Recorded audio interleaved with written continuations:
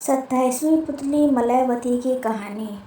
मलयवती नाम की 27वीं पुतली ने जो कथा सुनाई वह इस प्रकार है। विक्रमादित्य बड़े यशस्वी और प्रतापी राजा थे और राजकाज चलाने में उनका कोई सानी नहीं था।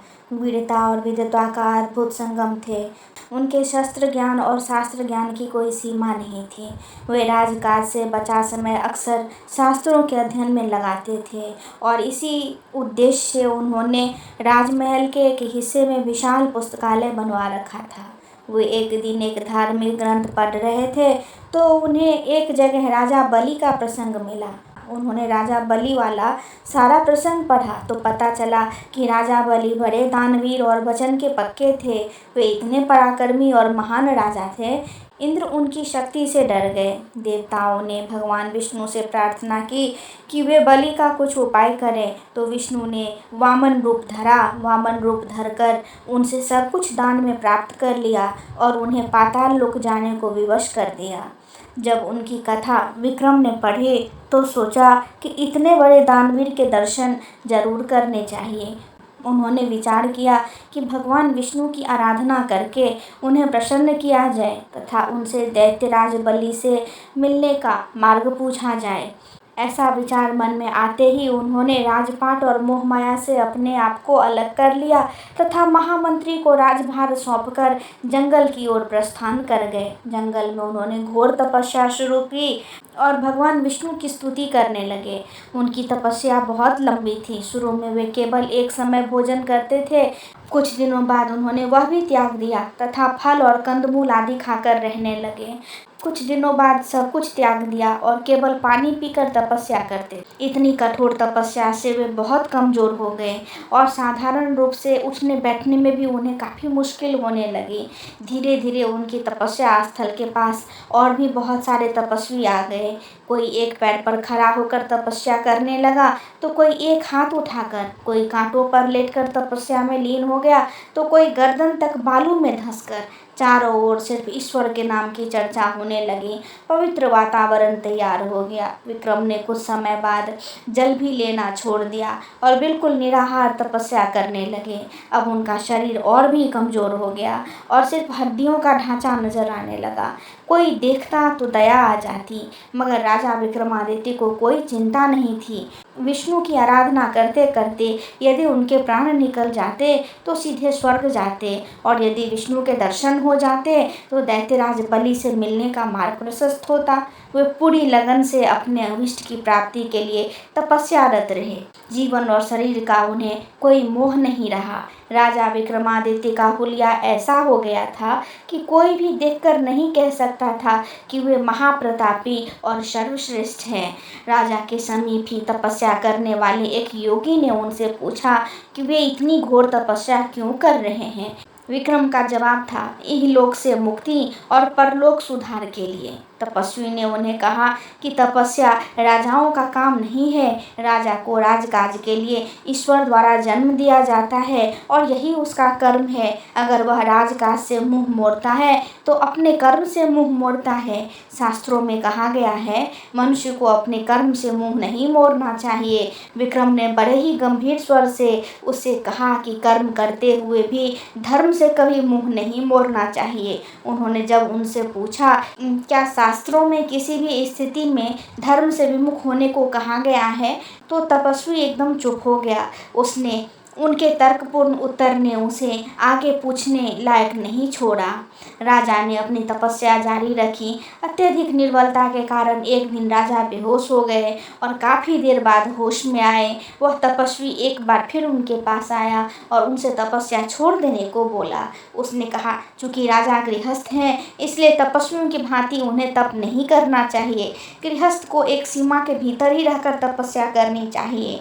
जब उनसे राजा को बार बार गृहस्थ धर्म की याद दिलाई और गृहस्थ कर्म के लिए प्रेरित किया तो राजा ने कहा कि वे मन की शांति के लिए तपस्या कर रहे हैं। तपस्वी कुछ नहीं बोला और वे फिर तपस्या करने लगे।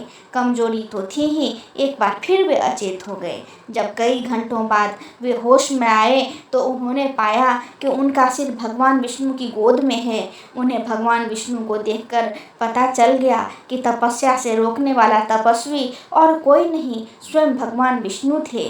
विक्रम ने उठकर उन्हें साष्टांग प्रणाम किया तो भगवान ने पूछा, वे क्यों इतना कठोर तप कर रहे हैं। विक्रम ने कहा कि उन्हें राजा बलि से भेंट का रास्ता पता करना है। भगवान विष्णु ने उन्हें एक शंख देकर कहा, समुद्र के बीचों बीच पाताल लोक जाने का रास्ता है।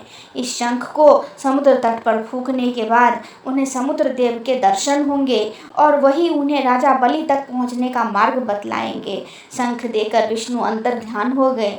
विष्णु के दर्शन के बाद विक्रम ने फिर से तपस्या के पहले वाला स्वास्थ्य प्राप्त कर लिया और वैसी ही असीम शक्ति प्राप्त कर ली। शंख लेकर वे समुद्र के पास आए और पूरी शक्ति से शंख फूंकने लगे। समुद्र देव उपस्थित हुए और समुद्र का पानी 2 भागों में विभक्त हो गया।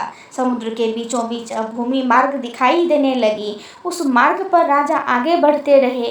काफी चलने के बाद वे पाताल लोक पहुंच गए। जब वे राजा बलि के महल के द्वार पर पहुंचे तो द्वारपालों ने उनसे आने का प्रयोजन पूछा। विक्रम ने उन्हें बताया कि राजा बलि के दर्शन के लिए वे मृत्यु लोक से आए हैं।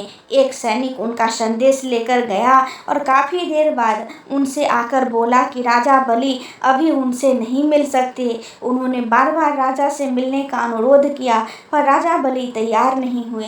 राजा ने खिन्न और हताश होकर अपनी तलवार से अपना सिर काट लिया।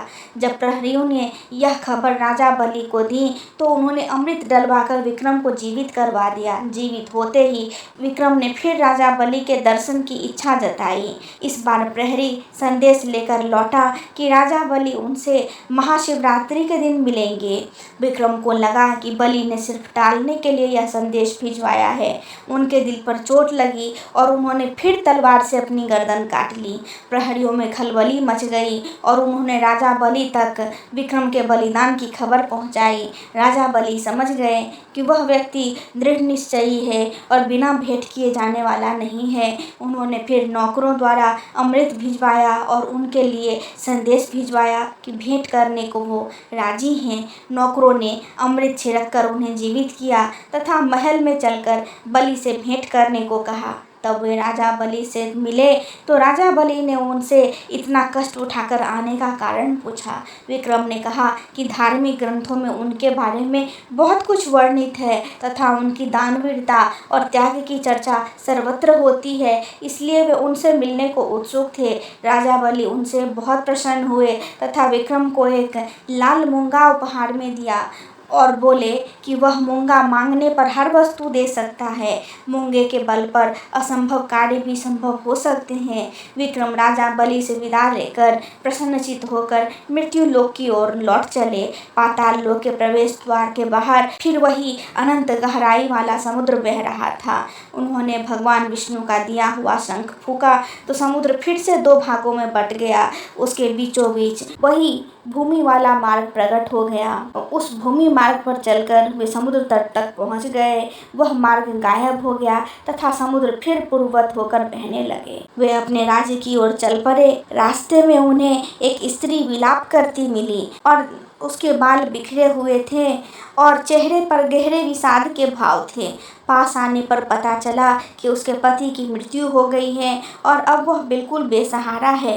विक्रम का दिल उसके दुख को देखकर पसीज गया था। उन्होंने उसे सांत्वना दी। बलि वाले मूंगे से उसके लिए जीवन दान मांगा। उनका बोलना था कि उस विधवा का मृत पति ऐसे उठकर बैठ गया मानो गहरी नींद से जागा हो। स्त्री के आनंद की सीमा न रही। जय श्री कृष्ण।